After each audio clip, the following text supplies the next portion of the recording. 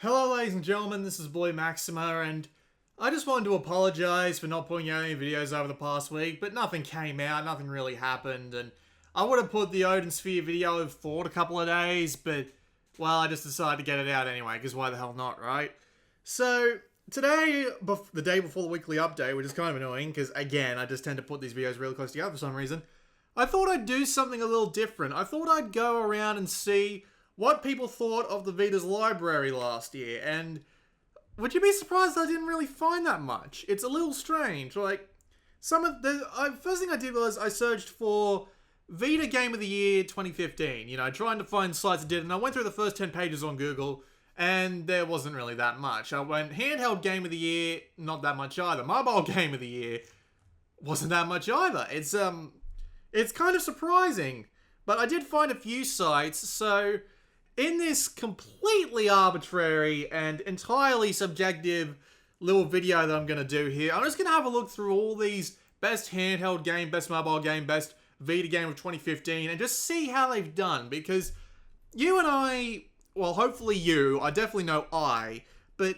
hopefully you can see that the Vita's actually had a pretty good year. It's not the most fantastic years, it's not the best of years, but it's actually had a pretty good year, and we've had a lot of different games come out for it, and after the little disaster that was the IGN one, which we'll get to eventually, I just couldn't help but think about if any other websites had taken the opportunity to actually do this better and maybe show off the PlayStation Vita's library a little bit. Because it would be nice if there was at least, like, I don't mind if you have, like, 15 nominations for, like, your best handheld game of the year or something. As long as they're not all, like, Nintendo 3DS games, because the Nintendo 3DS did not have 15 good games this year. And this is coming from a guy who owns a 3DS XL. So, anyway, I'm just going to start going on to the examples because I don't want to be at this for too long. Because that footage in the background of Darius Burst doesn't last forever. So, we'll start with Gaming Bolt. Now, this one made me laugh because there are 3 Vita titles on this list. Like, it's a best handheld game. They haven't gone and combined best handheld and mobile, which is good. So, it's best handheld game. This made me laugh because they did bloody Terraria. Terraria came out in 2013. It came out in 2013, and it's like, I don't understand why it's here. There's also Monster Hunter 4 Ultimate, which, did that actually come out in 2015? Because I really don't think it did. Like, I might be mistaken, but I really don't think it did. I'm Googling it. Oh yeah, it came out in 2015. Alright, my mistake, but yeah. So you got only 3 games there. I mean, like, there's only 6 nominees, and the 3 on 3DS are actually pretty good choices, all things considered, but still, it's a little bit disappointing. Like, a game that came out not even last year, let alone, I mean, a game that came out in 2013, let alone 2015, a visual novel, and Oli Oli 2. Not that good of a Game of the Year selection, guys. Chin up. Keep working. Oh, and, Majora's Mask 3D won in the Coalition. And the Coalition is a little strange because they didn't list any Vita titles, and they also listed Lara Croft Go, which is a little bit disappointing, honestly, because they said best handheld game, not best mobile game. So it's just like, do mobile games count as handheld consoles now? I don't think they do, but we'll move along anyway. So, MMGN did a Game of the Year poll for handheld games, and they did actually have a fair few good choices here. They had Helldivers, Oli Oli 2, Hotline Miami 2. They had Persona 4 Dancing All 9. They had, well, yeah, that's pretty much it for Vita. But they've also got Fallout Shelter, which doesn't deserve to be on any handheld Game of the Year list, by the way. Doesn't even deserve to come close. It shouldn't even be, like, top mobile game, because I've played mobile games that are better than fucking Fallout Shelter, I promise you that. But yeah, Hotline Miami 2 actually got a fair amount of votes there. It was only like 60-something votes on the poll, so it doesn't really matter in any way, shape, or form. I just wish that they would focus a little bit more on some of the Japanese stuff that we got, because some of the Japanese stuff we got was fucking excellent. You don't see the game that's playing in the background at the moment, which is Darius Burst, on any of these lists, which is a travesty. But anyway, we'll move along to Survivor's Game of the Year 2015 Best Handheld Game, which is fucking Fallout Shelter. And yeah, as you can see, they didn't mention a single Vita game at all, which is a little bit disappointing. Like, I would understand if they gave it to a game like Monster Hunter 4, but Fallout Shelter is the sign of everything that's wrong with mobile games these days. But nevertheless, we'll just move on to, I don't actually remember what website this one's from, but yeah. they actually listed as their runner-ups as Lost Dimension and Persona 4 Dancing All Night. Now, Lost Dimension was a bit of an odd one in my personal opinion. I mean, like, it's not that big of a deal, but that's actually kind of an interesting one to have. Like, I never would have thought of having Lost Dimension as a Game of the Year contender. Like, they only listed 3 here, and, like, the fact that they only listed 1 Nintendo 3DS game and 2 Vita games is actually kind of neat. But, yeah. I really wish that some of these sites would have a more lengthy discussion of why they picked what game is the best. Because then you'd be able to see more into their thought process and be like, oh, did they actually play anything on the Vita this year? But unfortunately, we don't get to see that. This is one of the bigger ones. This is the Game Awards. And as you can see here, this is the combined handheld and mobile section. Not a single Vita game on there, and 1 3DS game, which is MH4 Ultimate. And considering Xenoblade 3D isn't there, well, it just kind of feels lacking on both fronts. Like, I don't understand why they insist on combining these two genres together, because they're entirely different sets of games, and yet they insist on having the two together for some reason. Like, handheld gaming used to be really big, and to be fair, it still is pretty damn big. Like, there's like, what, 30 million 3DSs out there? And the fact that the games press doesn't seem to want to do anything to defend, or at least differentiate handheld mobile gaming, which seems to be, which just seems to be, you know, trying to suck down your quarters and all that, like old arcade machines used to do. And games like Monster Hunter 4 Ultimate, or Toukiden Kiwami, or Lost Dimension, or bloody Darius Burst, or anything like that, just, I don't understand why the Games Press insists on doing this. And this is Jeff Keighley. He's been in the industry for a long time. You'd think he'd know what the bloody fucking Vita is. What's next? Koe Australia's Handheld of the Year poll. This is one I found off Google. And to be fair, this is actually a pretty good list of mobile and 3DS games. Unfortunately, there's only 3 Vita games there? I think that was the third one. Oh yeah, there was Kick and Fennec, which, you know, that's a weird one to bring up, but, I mean, I'm not saying it's bad. I just thought, like, this is the only website I know of that brought up Kick and Fennec, which is kind of strange. Like, why Kick and Fennec? But yeah, they missed a bunch of the good ones. Like, they've even got Legend of Heroes Trails in the Sky second chapter and not Trails of Cold Steel.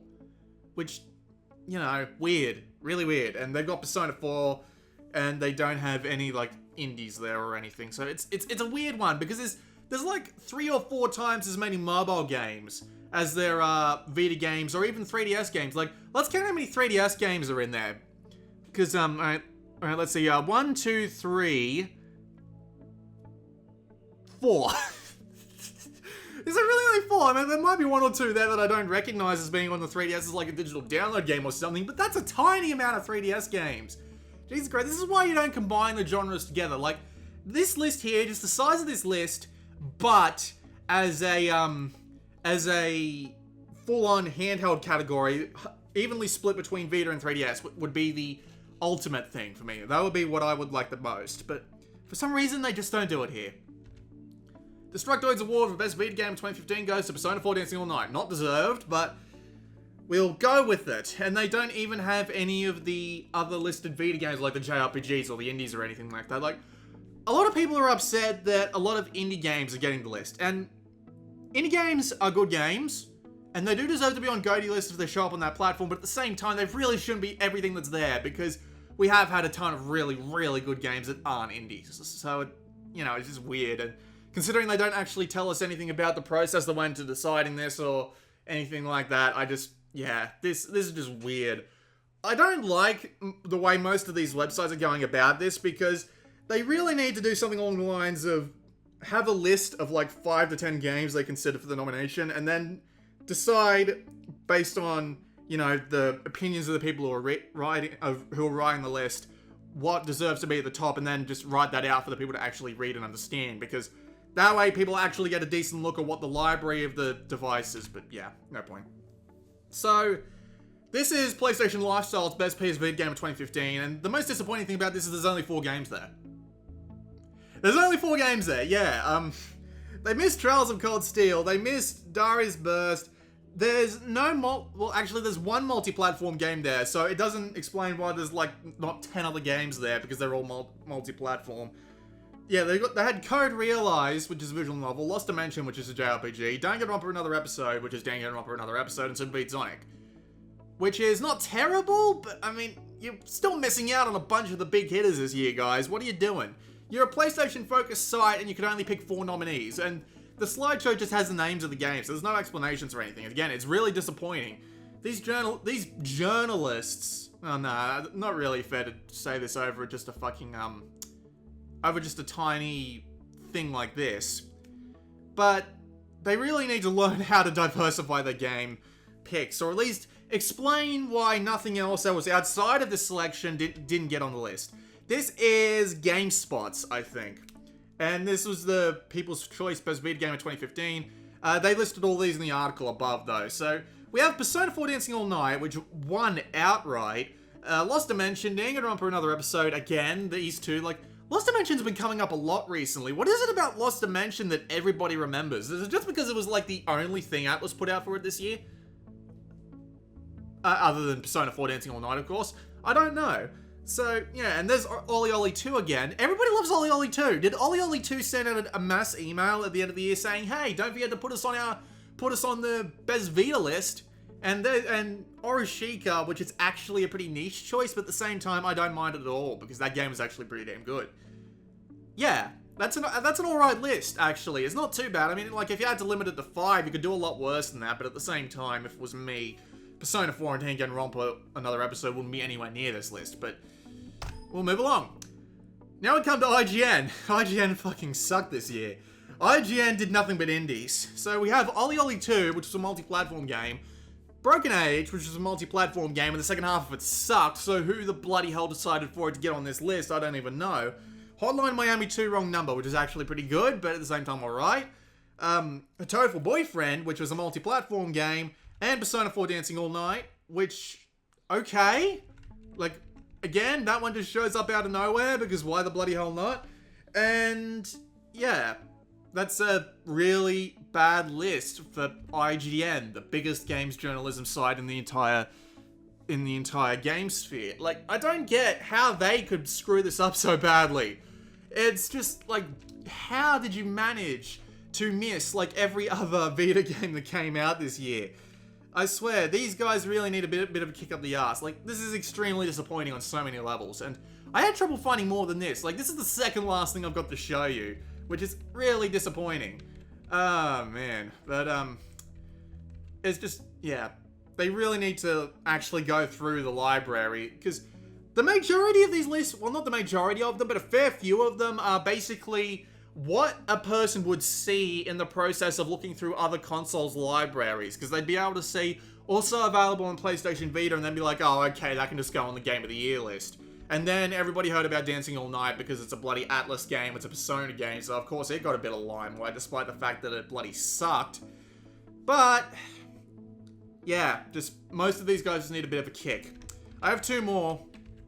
The second to last one is, what was it? This is, Pocket Gamer, I believe. And the weird thing about Pocket Gamer, again, is there's nothing but indies. I mean, there are a bunch of other indie games here that didn't show up anywhere else, like Super Meat Boy, Stealthing 2, Grim Fandango, La Milana, and Super Time Force.